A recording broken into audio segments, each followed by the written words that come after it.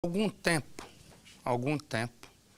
eu dei uma reportagem aqui, falei uma reportagem onde esse sujeito aqui, conhecido como Gordo Vlad, foi preso. Ele com uma comparsa, os dois foram presos por matar Paulo e Solange. Como? Ele se dizia corretor, corretor de imóveis, e ele foi e vendeu, né, um imóvel para o Paulo, que ia pagar um dinheiro.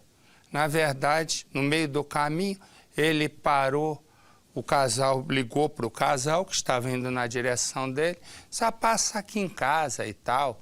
E Paulo, a mulher ainda nem queria, Solange não queria ir. Mas o Paulo disse, vamos, já que estamos aqui e tal. Resumo, foram. O que ocorre? Ocorre o seguinte, eles foram, era uma emboscada, os dois foram sequestrados e com os cartões de banco, eles passavam, ele e a comparsa foram e fizeram a festa.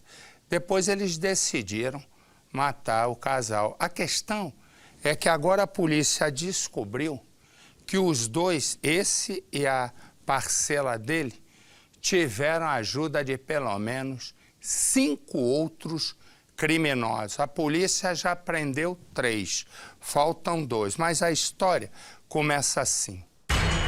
A madrugada avança e a única coisa que passa pela cabeça de Paulo é como pagar as dívidas. Ele decide que vai anunciar uma casa na internet. O dinheiro servirá para pagar todas as contas atrasadas e o que sobrar, ele vai abrir uma igreja. Numa outra cidade longe dali, Vladimir também está preocupado em como fazer para ganhar dinheiro. Precisando de dinheiro aí, precisa arrumar aí um trouxa aí, mano, pra eu pegar dinheiro. Mas Vladimir não está disposto a resolver o problema com trabalho. Ele é bandido e, portanto, começa a planejar um crime. Você que tá anunciando uma casa, cara? Vê o anúncio da casa na internet e telefona para Paulo. Ó, vamos negociar? Eu tenho valor aqui bom pra dar de entrada. Os dois começam uma negociação. Tá bom, beleza. Vladimir diz que tem dinheiro para pagar a entrada da casa à vista. Propõe um encontro. Vai ser num cartório. Tá. Daqui 1 hora eu tô lá, hein? Te aguardo. Assim, Paulo recebe o dinheiro e já assina o contrato de venda da casa. Paulo sai com a esposa e viaja ao encontro do comprador. No caminho, os dois trocam mensagens. Vladimir diz que vai se atrasar e convida Paulo para antes passar na casa. Diz ainda que vai fazer um café para o casal. É muito estranho essa história. Solange acha uma má ideia. Mas Paulo já está cansado da viagem e convence a esposa. Fazer isso logo. Vamos lá na casa dele, então. Assim que chegam, são recebidos por Vladimir e uma mulher. O casal, até que eu falei. Paulo e Solange entram na casa achando que vão tomar café. Na casa. Vamos entrar, vem. Entra, por favor. Não, vocês primeiro. Acabam de cair numa emboscada. Mais rápido, vai demorar muito. Encosta os dois. Cala a boca! Não. O casal é amarrado enquanto Vladimir e a comparsa pegam os cartões de crédito. A gente já volta. Vamos rápido pro banco. Eles saem, fazem compras, saques no banco. À noite decidem que vão matar Paulo e Solange. Tá aí. O jeito é eliminar aqueles dois.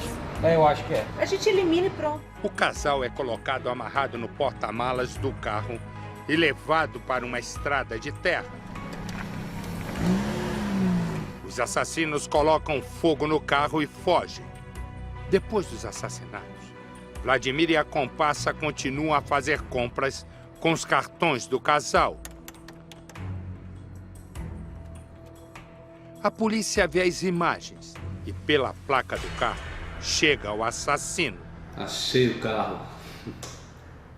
Vladimir é preso e a comparsa consegue fugir. Uma investigação que esclareceu detalhes de um crime chocante. Por quase um mês, a pergunta do que teria acontecido de tão grave para um casal ser morto queimado vivo dentro de um carro em Canoas. Quem eram os assassinos? Paulo César Rancheski e Solange de Lima Vargas moravam na cidade de Içara, em Santa Catarina, e foram encontrados mortos em Canoas. Primeira coisa que os policiais precisaram descobrir era o que o casal de Santa Catarina veio fazer no Rio Grande do Sul. Conversando com familiares, os agentes descobriram que Paulo era corretor de imóveis e veio até o estado concluir a venda de uma casa. Foi aí que iniciaram as tratativas. Foram meses de negociação, até que finalmente a venda parecia estar concluída. As mensagens trocadas pelo celular da vítima e do assassino comprovam. Paulo fala que iria até São Leopoldo, mas que teria que voltar no mesmo dia por causa dos filhos. O encontro ficou combinado no tabelionato da cidade. A visita era rápida mesmo. Paulo iria apenas assinar o contrato, pegar o comprovante de depósito de R$20 mil e voltar para Içara. No horário combinado, Paulo estava no tabelionato em São Leopoldo. Como a viagem era longa, mais de 3 horas, ele convidou a esposa para fazer companhia. 5 horas da manhã, eles embarcaram no carro em Içara com destino ao Rio Grande do Sul. A mulher não tinha nada a ver com a negociação. Ficaram pouco tempo parados na rua até que uma mensagem no celular mudou todos os planos. O assassino manda mensagem para Paulo pedindo para que ele vá até a casa dele. Diz que o carro está sem bateria e que não tem como ir até o tabelionato. Paulo prontamente vai até o local combinado. Na mensagem, o homem ainda diz que um cafezinho está esperando o corretor. Neste momento, Paulo e Solange estavam a caminho da morte. Enquanto as vítimas ficaram na casa amarradas, o assassino, identificado como Vladimir Zeferino, saiu junto com a comparsa para sacar dinheiro com os cartões de crédito. Esta câmera de segurança de um banco mostra a mulher descendo do carro e entrando na agência para sacar dinheiro. Foram R$ 1.500 em 2 bancos diferentes. Depois de sacar todo o dinheiro possível naquele dia, Vladimir e a comparsa resolveram matar Paulo e Solange. As vítimas foram trazidas até esta rua que dá acesso à Prainha do Paquetá. É um local com pouco movimento, por isso o ponto foi escolhido pelos criminosos. As 2 vítimas foram colocadas dentro de um carro e o veículo foi incendiado, bem aqui neste ponto. Pouco tempo depois, a câmera de um ônibus que passava pela estrada registrou o carro pegando fogo. Repare que a claridade das chamas assusta o motorista e passageiros. Neste momento, a primeira ligação é feita para a polícia militar, mas já era tarde. Paulo e Solange estavam mortos. Mesmo depois do crime, o casal de assassinos ficou durante 3 dias seguidos usando os cartões das vítimas. Essas imagens de um hipermercado foram determinantes para a identificação. Repare que o carro para em uma cancela do estacionamento e é possível ver a placa. Dentro, as imagens mostram a mesma mulher no caixa comprando um televisor, celulares e em outra loja ela compra tênis importado.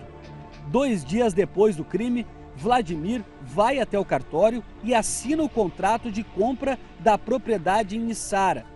Para despistar a polícia, ele manda mensagens para o celular da vítima morta, simulando a conversa. Todos esses elementos fizeram com que o juiz decretasse a prisão de Vladimir, que ainda tentou fugir da polícia antes de ser preso.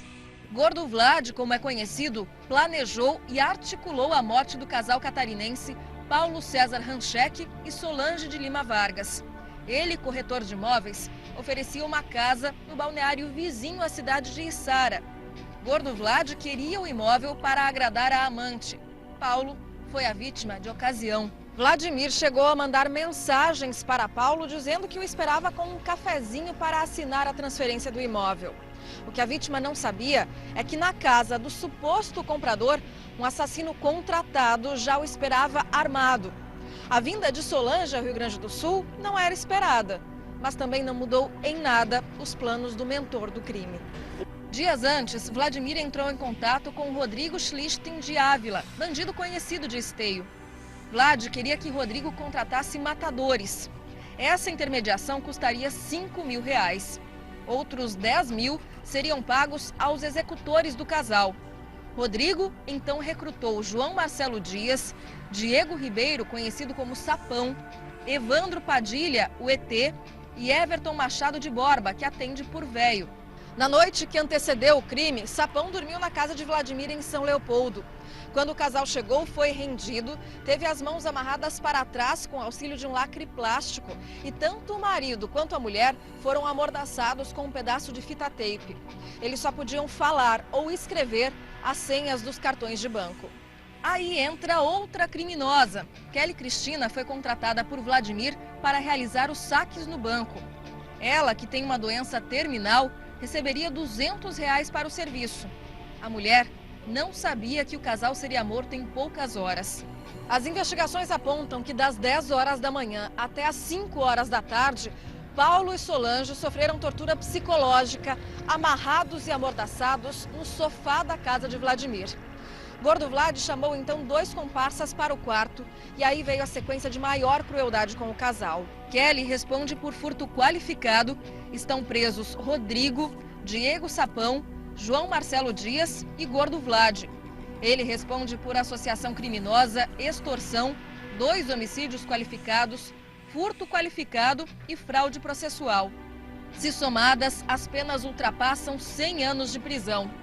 Já Evandro Francisco Padilha e Everton Machado de Borba permanecem foragidos.